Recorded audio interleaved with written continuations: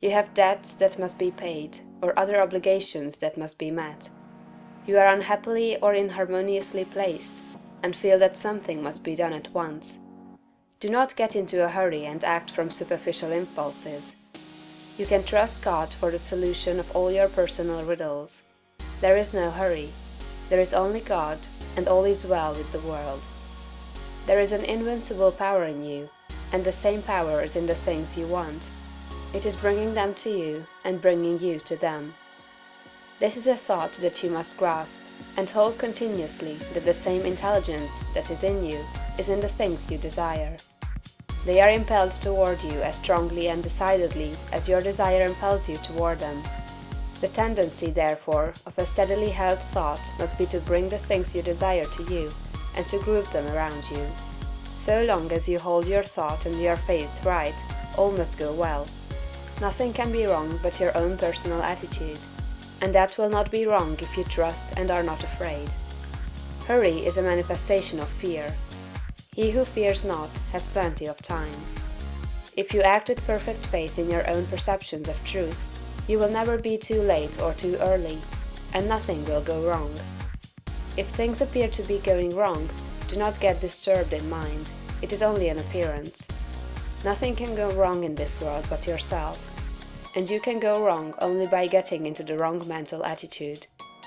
Whenever you find yourself getting excited, worried, or into the mental attitude of hurry, sit down and think it over, play a game of some kind, or take a vacation.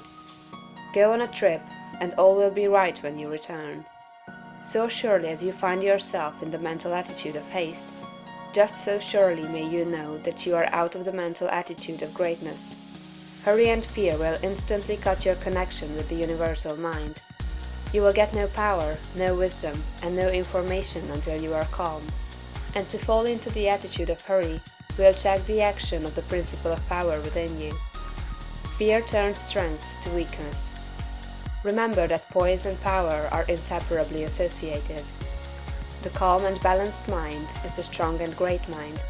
The hurried and the agitated mind is the weak one. Whenever you fall into the mental state of hurry, you may know that you have lost the right viewpoint. You are beginning to look upon the world, or some part of it, as going wrong. At such times, read chapter 6 of this book.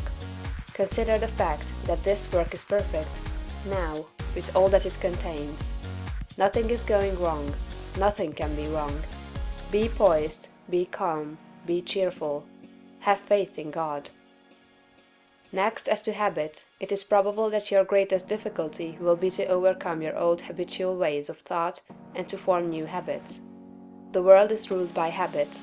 Kings, tyrants, masters, and plutocrats hold their positions solely because the people have come to habitually accept them. Things are as they are only because people have formed the habit of accepting them as they are. When the people change their habitual thought about governmental, social, and industrial institutions, they will change the institutions. Habit rules us all. You have formed, perhaps, the habit of thinking of yourself as a common person, as one of a limited ability, or as being more or less of a failure. Whatever you habitually think yourself to be, that you are. You must form now a greater and better habit. You must form a conception of yourself as a being of limitless power, and habitually think that you are that being. It is the habitual, not the periodical thought that decides your destiny. It will avail you nothing to sit apart for a few moments several times a day to affirm that you are great, if during all the balance of the day, while you are about your regular vocation, you think of yourself as not great. No amount of praying or affirmation will make you great, if you still habitually regard yourself as being small. The use of prayer and affirmation is to change your habit of thought. Any act, mental or physical, often repeated becomes a habit.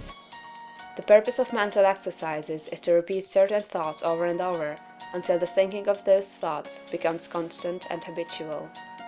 The thoughts we continually repeat become convictions. What you must do is to repeat the new thought of yourself until it is the only way in which you think of yourself. Habitual thought, and not environment or circumstance, has made you what you are. Every person has some central idea or thought form of himself, and by this idea he classifies and arranges all his facts and external relationships. You are classifying your facts either according to the idea that you are a great and strong personality, or according to the idea that you are limited, common, or weak.